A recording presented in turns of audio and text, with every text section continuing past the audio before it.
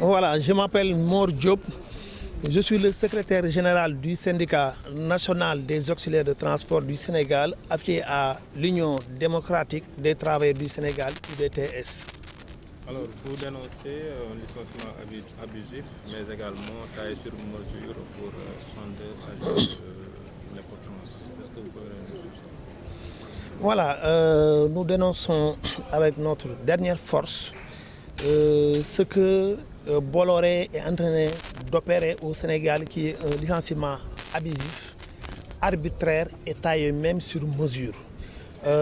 Bolloré Sénégal a perdu ce qu'on pourrait appeler le marché oil-gaz, que l'État a pu favoriser les nationaux, et nous sommes en phase avec l'État du Sénégal parce que le pétrole du Sénégal appartient aux Sénégalais et ce sont les Sénégalais qui doivent l'exploiter.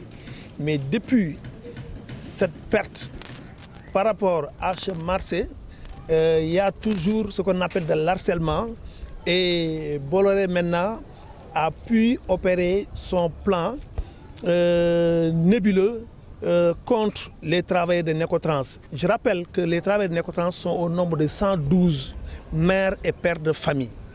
Maintenant, Bolloré a pu brandir un motif que nous contestons et que jusqu'à présent, on n'a pas encore apporté la preuve de la contradiction. Nous l'avons contesté à la direction générale de Bolloré. Nous l'avons également contesté devant l'inspecteur du travail lors de la séance des bons offices. Et jusqu'à présent, ils ont du mal à nous prouver le contraire. Maintenant, ce qu'il en est ainsi.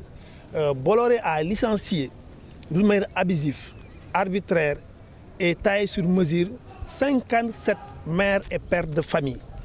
Et ainsi, il y a également 5 délégués du personnel que Bolloré est en train de demander le licenciement. Je précise que ces 5 délégués du personnel, ce sont le nombre de collèges est à 10. Les 5 délégués du personnel, ce sont les délégués qui ont pu s'opposer par rapport à ce plan nébuleux lors des séances de réunion au niveau de la direction de Bolloré. Pourquoi on dit que c'est taillé sur mesure? Il y a d'autres délégués qui ont pu appliquer ce qu'on appelle la politique de siège vide. Ils n'ont pas voulu venir. Eux, on leur a épargné ce licenciement. Ceux qui étaient en face de la direction pour défendre très bien les travailleurs, c'est eux qu'on a ciblé pour le licencier. Moi, je suis témoin oculaire parce que j'ai pu assister et participer d'une manière active l'ensemble, la majeure partie de ces séances de rencontres avec la direction. J'ai pu également assister toutes les séances au niveau de l'inspection du travail et de la sécurité sociale. Alors justement, il y a l'ordonnance présidentielle qui a interdit quand même des licenciements en pleine pandémie. Est-ce que ce n'est pas une violation aussi de l'ordonnance présidentielle? Voilà, l'ordonnance 04 2020, que nous nous rappelons très bien, qui a été signée par le président Macky Sall, disait qu'en temps de pandémie, on ne doit pas licencier les travailleurs, sauf par faute lourde ou faute grave. Par rapport à ce cas de figure, il n'y a nulle part une faute lourde ou grave. Moi, ce que je déplore, c'est le fait que en cette période de pandémie, que les gens qui avaient des contrats à durée indéterminée, qui travaillent et que le travail ne manque pas à Bolloré, ce n'est pas ça qui manque.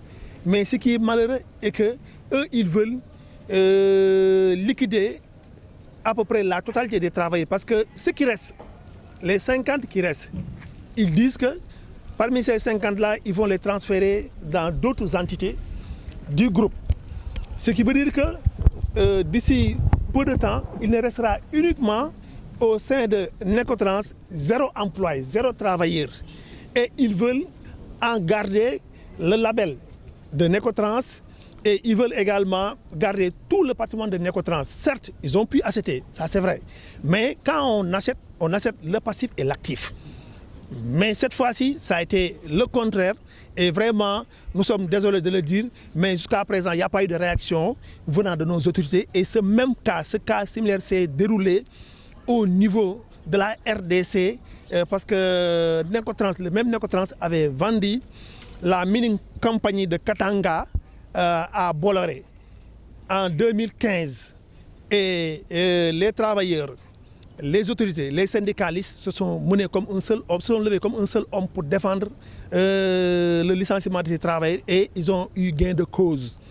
Le deuxième exemple qu'on voudrait donner, ça s'est déroulé en novembre 2016 au niveau du Gabon, avec le terminal à conteneurs.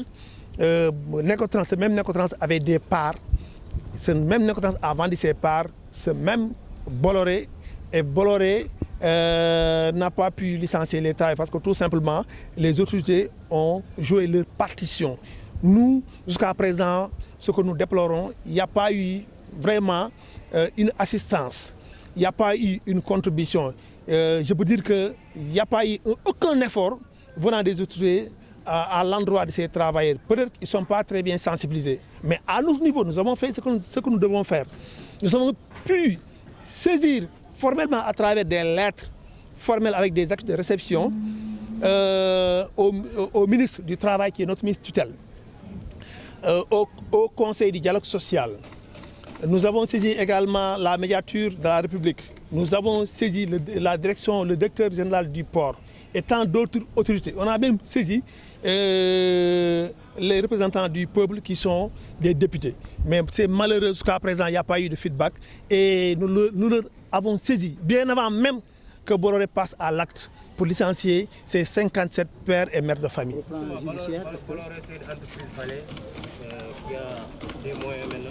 Quelle est votre arme de guerre pour contrecarrer cela, pour s'opposer à cela? Pour s'opposer à cela, c'est aussi simple.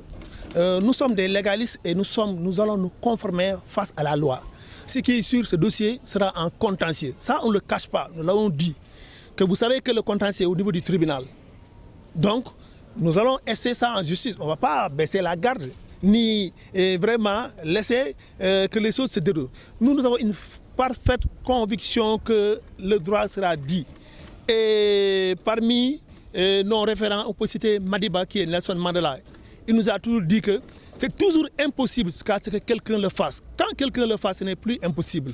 Et nous y croyons et on va y s'atteler face à cela.